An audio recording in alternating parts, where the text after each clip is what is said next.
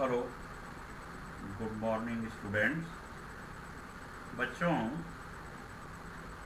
आज पढ़ाया जाएगा आपको मनुष्य का श्वसन तंत्र। इसके पहले हमने श्वसन के बारे में आपको कुछ बताया है कि श्वसन किसे कहा जाता है।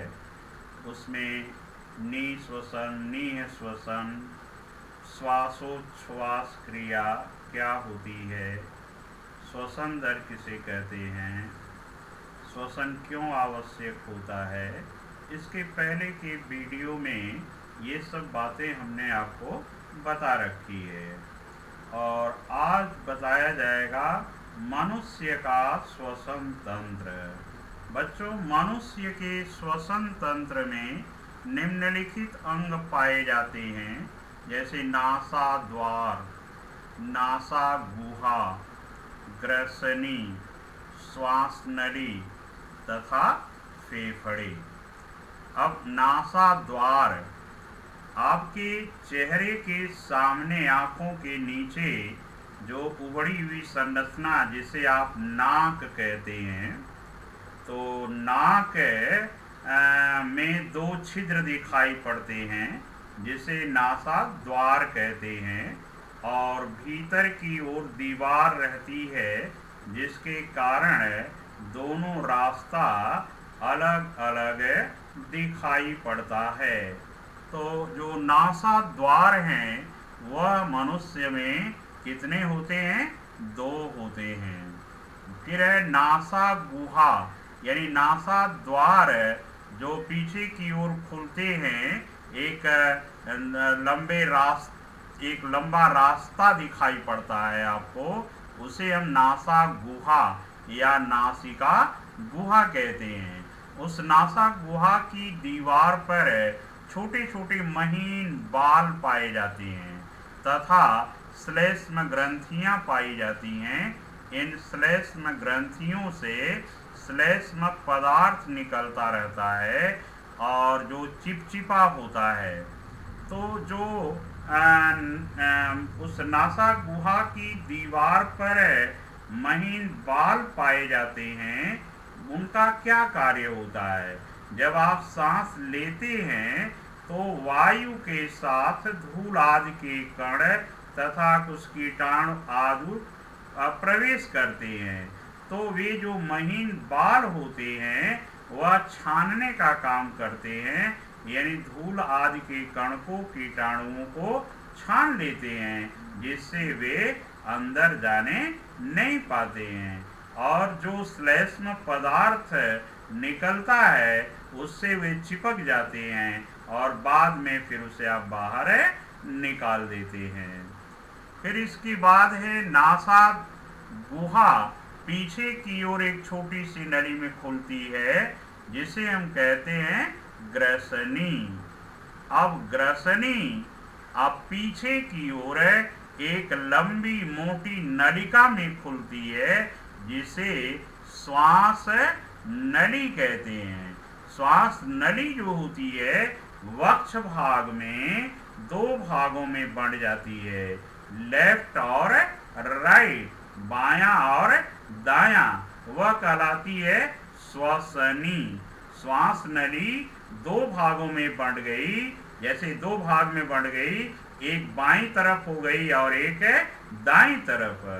तो एक बाएं फेफड़े में जाएगी और एक दाहिने फेफड़े में जाएगी। और फिर श्वसनी तमाम महीन श्वसनिकाओं में बंट जाती है जो फेफड़े की दीवार पर जाल जैसी संरचना बना लेती हैं जिसे हम कूपिकाएं कहते हैं।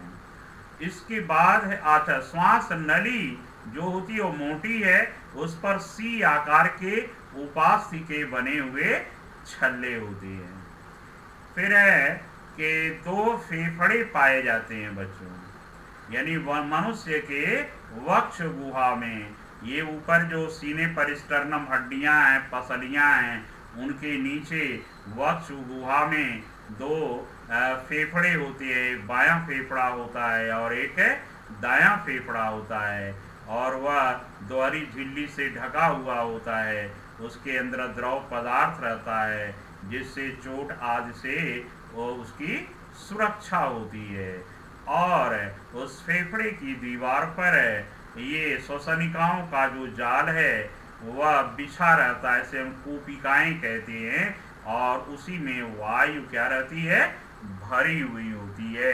और वहीं से ऑक्सीजन और कार्बन डाइऑक्साइड गैसों का आदान प्रदान यानी विनिमय होता रहता है। तो इस तरह से आप जानें कि मनुष्य के श्वसन तंत्र में ये अंग होते हैं नासा गुहा या नासा द्वार, नासा गुहा, ग्रसनी, श्वास नली तथा एक जोड़ी फेफड़े होते हैं। अगर आपसे क्वेश्चन पूछा जाए कि प्रमुख या मुख्य श्वसन अंग क्या होता है, तो प्रमुख या मुख्य श्वसन अंग आप एक जोड़ी फेफड़े बताएंगे। क्या बताएंगे? एक जोड़ी फेफड़े बताएंगे। अब बताना है बच्चों कि श्वास लेने की जो प्रक्रिया है वह किस प्रकार से होती है। इसके पहले हम आपको चित्र दिखा दें कि श्वसन तंत्र का चित्र किस तरह से होता है। ये आप देखें, मनुष्य का श्वसन तंत्र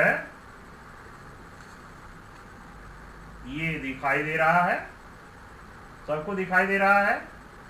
देखिए नासिका यानी नाक जो है और पीछे की ओर वो ग्रसनी में खुलती है, फिर कंठ है और फिर ये श्वास नली है जो वक्ष भाग में आकर दो भागों में बंट रही है जिसे श्वसनी कहते हैं। बाएं फेफड़े में एक जाती है और दूसरी किस में जाती है, दाएं फेफड़े में जाती है। दिखाई दे रही है। फेफड़े की दीवार पर वायु कोश दिखाई दे रहे हैं जिसमें वायु भरी होती है। तो जो श्वसनी है वह तमाम श्वसनिकाओं में बन जाती है और कूपिकाएं बनाती हैं, तो जिसमें हवा भरी हुई होती है। फेफड़ा जो होता है दोहरी झिल्ली से ढका होता है, उसे फुसफुस आवरण कहते हैं। जहां पर बच्चों ये कंठ लिखा हुआ है और उसके ऊपर है ग्रसनी और नीचे श्वास नली, तो ग्रसनी और श्वास नली के बीच में एक कपाट होती है जिसे एपिग्लॉटिस कपाट कहा जाता है। जब आप भोजन करते हैं तो वह एपिग्लॉटिस कपाट ये श्वास नली पर लग जाती है जिससे भोजन केवल भोजन नली के अंदर जाए, श्वास नली में न जाने पावे। कभी कभी आप खाते समय बात करते हैं तो क्या होता है कि एपिग्लॉटिस कपाट खुल जाती है जिससे भोजन आदि के कण आपके श्वास नली में चला जाता है। कोई कण है तो आप खांसने लगते हैं और तब तक आप खांसते रहते हैं जब तक कि श्वास नली से भोजन का कण बाहर नहीं निकलता है। तो इसलिए कहा जाता है खाते समय बातें आदि नहीं करनी चाहिए। तो ये श्वसन तंत्र का चित्र है। तो आपको ये किताब में भी दिया गया है, आपको कॉपी में बनाना भी पड़ेगा इसे। क्लियर है?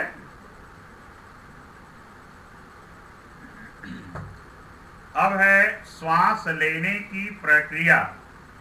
बच्चों देखो, जब आप श्वास लेते हैं, खींचिए सांस। जैसे जब सांस लेंगे तो क्या होगा, वक्ष भाग की जो पसलियां हड्डियां हैं ये ऊपर की ओर खींचती हैं और वक्ष गुहा के नीचे का जो डायफ्राम है वो भी ऊपर की ओर तन जाता है जिससे वक्ष गुहा का आयतन बढ़ जाता है। और वक्ष गुहा का जब आयतन बढ़ जाता है तो उसके अंदर वायु दाब कम हो जाता है और वायु दाब के कम होने से बाहर का जो वायुमंडलीय दाब है वह अधिक रहता है, जिससे बाहर की वायु आपके नाक से होती हुई, श्वास नली से होती हुई फेफड़े में आकर के भर जाती है। और जब आप सांस छोड़ते हैं, छोड़िए सांस, देखिए जब सांस छोड़ेंगे तो क्या होगा, ये वक्ष भाग नीचे की ओर यानी पसलियां अपने स्थान पर, हड्डियां, डायफ्राम भी जो होता है वह नीचे की ओर हो जाएगा, जिससे भीतर वक्ष गुहा का आयतन कम हो जाता है। जब आयतन कम हो जाता है तो फेफड़े में आई हुई जो कार्बन डाइऑक्साइड गैस है उसका दाब अधिक हो जाता है, जिसके कारण यह कार्बन डाइऑक्साइड क्या करती है कि फेफड़ों से फिर नाक द्वारा बाहर छोड़ी जाती है। तो इस तरह से ये ऑक्सीजन गैस शरीर के अंदर ली जाती है और कार्बन डाइऑक्साइड गैस बाहर छोड़ी जाती है। अब है कि श्वसन और श्वासोच्छ्वास क्रिया में क्या अंतर होता है। श्वासोच्छ्वास क्रिया यह एक यंत्र की भांति कार्य करने वाली भौतिक क्रिया या यांत्रिक क्रिया होती है, और श्वसन जैव रासायनिक क्रिया होती है। श्वासोच्छ्वास क्रिया में ऑक्सीजन अंदर आती है, कार्बन डाइऑक्साइड बाहर छोड़ी जाती है, और यह कोशिकाओं के बाहर होने वाली क्रिया होती है। इसे हम बाह्य श्वसन भी कहते हैं। और जो श्वसन की क्रिया है वह कोशिकाओं के अंदर होने वाली क्रिया होती है, और कोशिकाओं के अंदर भोज्य पदार्थों का ऑक्सीकरण होता है, जिससे ऊर्जा तथा कार्बन डाइऑक्साइड गैस उत्पन्न होती है। तो इसे कोशिकीय श्वसन भी कहते हैं। सांस लेने की क्रिया या श्वासोच्छ्वास क्रिया जो होती है उसमें ऊर्जा खर्च होती है, और श्वसन क्रिया में ऊर्जा मुक्त होती है। तो इस तरह से श्वासोच्छ्वास क्रिया तथा श्वसन क्रिया में यह अंतर होता है। यानी श्वासोच्छ्वास एक यांत्रिक क्रिया है और श्वसन एक जैव रासायनिक क्रिया होती है। ठीक है, श्वसन क्रिया कोशिकाओं के अंदर होती है और श्वासोच्छ्वास क्रिया श्वसन अंगों में कोशिकाओं से बाहर होती है, और श्वसन क्रिया में ऊर्जा उत्पन्न होती है और श्वासोच्छ्वास क्रिया में ऊर्जा खर्च होती है।